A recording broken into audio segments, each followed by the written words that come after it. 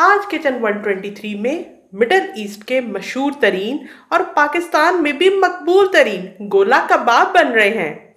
तो किचन 123 की इसी तरह की ज़बरदस्त वीडियोस देखते रहने के लिए किचन 123 को लाइक करें, सब्सक्राइब करें और बेल बटन को भी प्रेस कर दें।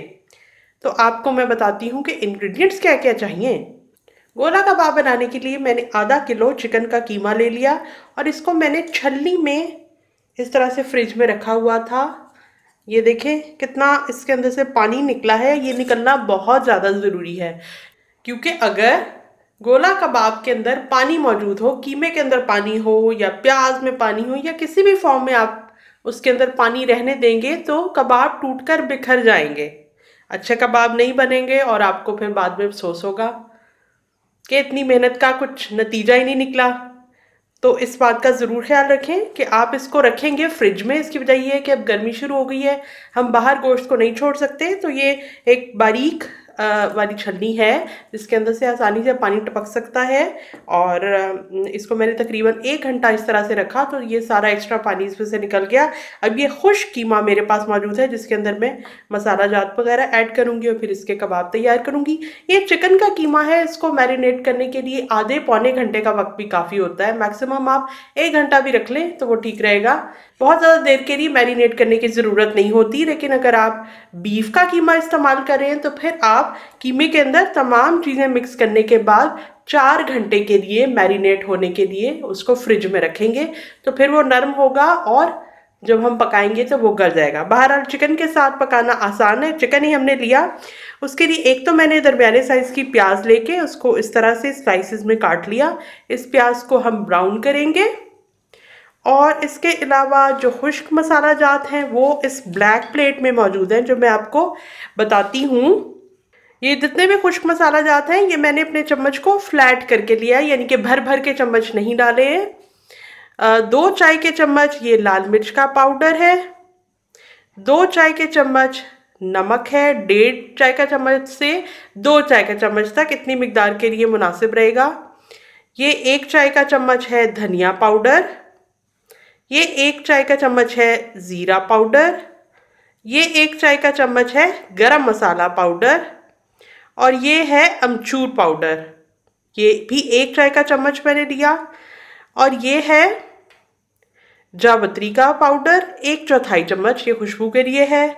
इसी तरह ये जो लाइट ब्राउन कलर का है ये 1/4 चम्मच है जायफल का पाउडर और ये 1/4 चम्मच है इलायची का पाउडर। जायफल, जावित्री और इलायची ये तीनों खुशबू के लिए होते हैं और इनकी मिकदार कम इस्तेमाल की जाती है, ढेर सारी नहीं डाली जाती, वरना जायका जो है जायफल जावित्री का ऐसा है कि अगर मिकदार ज़्यादा हो जाए तो खाने का जायका कड़वा हो जाता है। तो ये खुश्क मसाला जात हो गए। इसके अलावा नींबू का जूस भी यहाँ पे मौजूद है, ये 1 खाने का चम्मच ताज़ा मैंने निकाला हुआ है। और इस ग्रीन कलर की प्लेट में मेरे पास बहुत ही अहम चीज़ें मौजूद है। सबसे पहले तो ये अदरक लहसुन का पेस्ट 1 खाने का चम्मच है, 1 खाने का चम्मच ही हरी मिर्चों का पेस्ट है और ये बहुत ही इम्पोर्टेंट भुने हुए चने का पाउडर किया हुआ है। जो भुने हुए चने आम खाए जाते हैं ये उसका पाउडर कर लिया।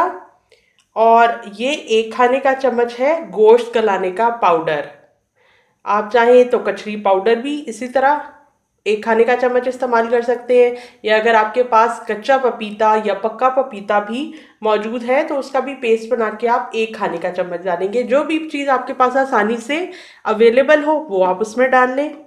और कबाबों को नरम करने के लिए 1 खाने का चम्मच या तो दही का डाल लें या फिर 1 खाने का चम्मच इसमें मलाई या क्रीम डाल लें। तो मैं दही इस्तेमाल कर रही हूँ। तो ये तमाम चीज़ें हो गई, हम इनको मिक्स करेंगे। लेकिन उससे पहले हम प्याज को ब्राउन करके निकाल लेते हैं। और गरम होने रखा था, हल्का सा गरम हो गया है, थोड़ा सा और भी हो जाए। तो इसके बाद ये स्लाइस की हुई प्याज इसके अंदर मैं डालती हूँ। 1 कप मैंने ऑयल डाला हुआ है और इसी ऑयल के अंदर मैं प्याज को भी फ्राई करूँगी। और बाद में जब गोला कबाब बन जाएंगे, उनकी शेप बन जाएगी और मैंने उनको फ्राई करना होगा तो वो भी मैं इसी ऑयल के अंदर करूँगी। अगर हम बिल्कुल कम तेल डालेंगे गोला कबाब को फ्राई करने के लिए तो फिर वो बहुत ही ज़्यादा खुश्क से बनेंगे। इतना और ज़रूर होना चाहिए कि कम से कम कबाब की एक साइड जो है वो उसके अंदर डूब जाए। इसी तरह अब जबकि हम प्याज को फ्राई कर रहे हैं तो ये भी आराम से इतनी मिकदार में जो ऑयल है इसमें फ्राई हो रहे हैं और लगातार मैं इसको हिला रही हूँ ताकि ऐसा ना हो कि साइड साइड पे जो मौजूद प्याज है वो ब्राउन हो जाए और दरमियान वाले सफ़ेद ही रह जाएं। प्याज खूब शोर मचाते हुए फ्राई हो रहे हैं। गोश्त गलाने के लिए जो भी चीज़ें इस्तेमाल की जाती हैं उनकी जब ज़रूरत पड़ती है बाज़ औक़ात मिलती नहीं है, तो उसका ये तरीका है कि जब भी आपको कच्चा पपीता मिले आप उसको पेस्ट बना के महफूज कर लें, फ्रीज़र में फ्रीज़ कर दें। इसी तरह कहीं पे आपको गोश्त गलाने का पाउडर दिखाई दे जाए तो वो ले लें या कचरी पाउडर, क्योंकि ऐसा होता है कि जब आपको ज़रूरत होती है तो बाज़ औक़ात करीब की शॉप से आपको मिलता नहीं है और फिर आप रेसिपी बना नहीं पाते। प्याज फ्राई हो रहे हैं और जब ये फ्राई हो जाएंगे तो साथ ही मैंने ये प्लेट तैयार करके रखी हुई है। प्लेट के ऊपर मैंने एक ये पेपर रखा हुआ है और इसके ऊपर मैं प्याज को रख दूंगी और फिर जब ये थोड़े से ठंडे हो जाएंगे क्रिस्पी से तो फिर मैं हाथ से ही तोड़ लूँगी। ये जो ब्राउन किए हुए प्याज होते हैं अगर हम इसको ब्लेंडर में डाल के बारीक करने की कोशिश करें तो ये बिल्कुल कड़वे से हो जाते हैं, तो फिर हाथ से ही तोड़ेंगे। प्याज को इतना ही करना काफ़ी है। पेपर पे निकाल रही हूँ, चूल्हा मैंने बंद कर दिया है। ये चिकन के कीमे के अंदर तमाम खुश्क मसाला जात ऐड कर दिए। ये लीमू का जूस चला गया और ये तमाम चीज़ें, अदरक लहसुन का पेस्ट, हरी मिर्च का पेस्ट, भुने चने का पाउडर। ये वाले चने हैं जिसको मैंने इस तरह से पाउडर बना लिया और एक दफ़ा छान लिया, छाना नहीं है मैंने। ये गोश्त गलाने का पाउडर है जो पैकेट में मिलता है और ये है 1 खाने का चम्मच गाढ़ा दही है, पानी वाला बिल्कुल नहीं लेना। प्याज थोड़ी ठंडी हो गई है, इसको हाथ से मैं चूरा कर लेती हूँ और फिर मैं मिलाऊंगी कीमे के अंदर।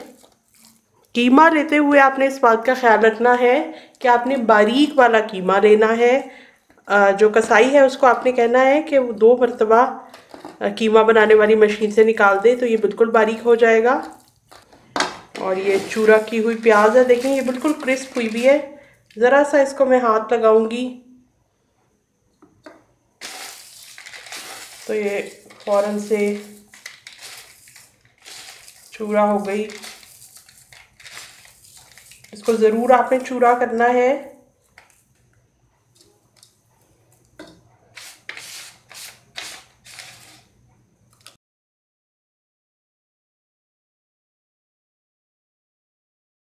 कीमा मैरिनेट हो गया है, तकरीबन 40 मिनट के लिए मैंने इसको फ्रिज में रख दिया था ढाँप कर।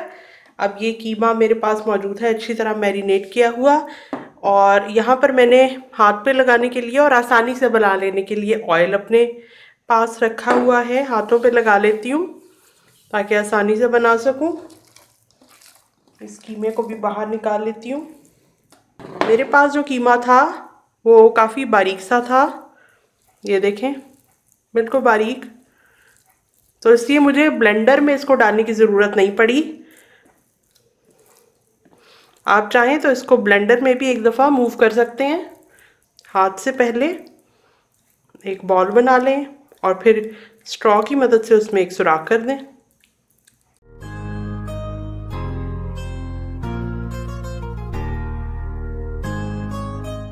जब हम कच्चे कीमे को इस्तेमाल करते हुए कबाब बनाते हैं तो अक्सर कबाब अंदर से कच्चे रह जाते हैं।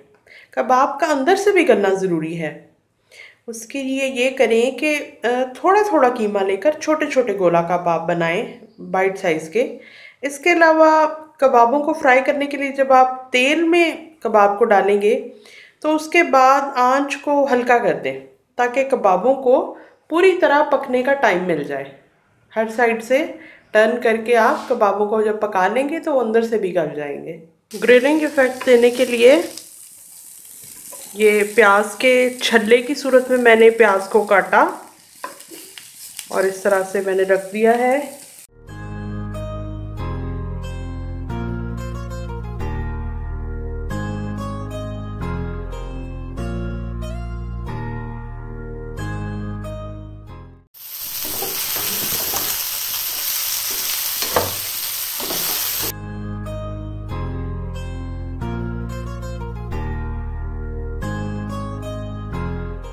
गोला कबाब का प्लेटर अपनी पूरी शान और आबोताब के साथ आपके सामने मौजूद है। आपके सामने ही मैंने प्याज, शिमला मिर्च और टमाटर को ज़रा सा ऑयल डाल के हल्का सा ब्राउन किया ताकि एक बारबेक्यू जैसा इफ़ेक्ट आए। घर में बारबेक्यू वाला इफ़ेक्ट लाना मुश्किल है, लेकिन थोड़ी सी हम वेजिटेबल्स को अगर इस तरह से चाट कर लें तो उससे ये इफ़ेक्ट क्रिएट किया जा सकता है। थोड़ी वेजिटेबल्स भी मैंने काटे और एक खूबसूरत प्लेटर तैयार हो गया। तो बनाएं और इन्जॉय करें। मैं कल मिलती हूँ रमज़ान सीरीज़ की एक और कमाल की रेसिपी के साथ।